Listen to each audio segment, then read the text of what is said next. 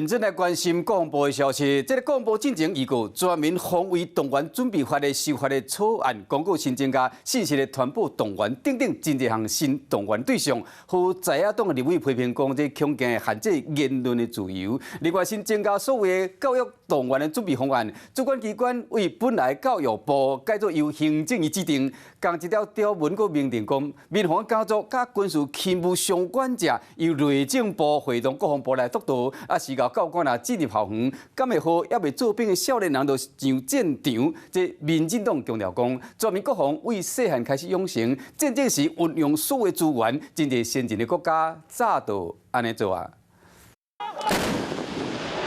会知影伫咧外岛浸泡这法，国军进行反电力演练，模拟战争的时刻。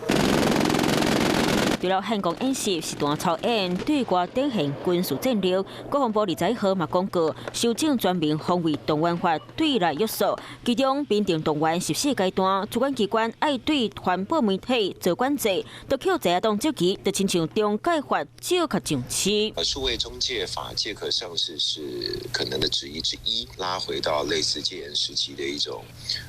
军事管制，是违反我们一个立宪的原则基本的人权。如何快速正确传播资讯，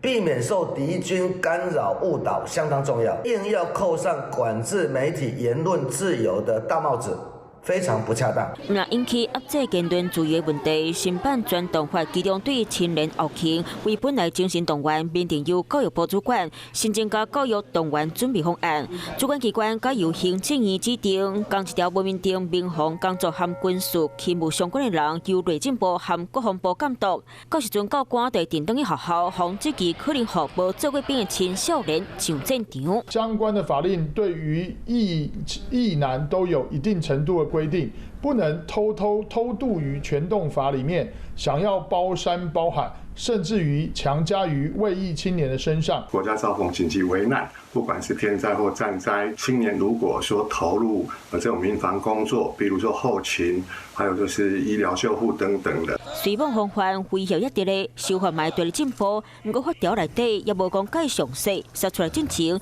嘛是要讲清楚，民众才袂想伤济。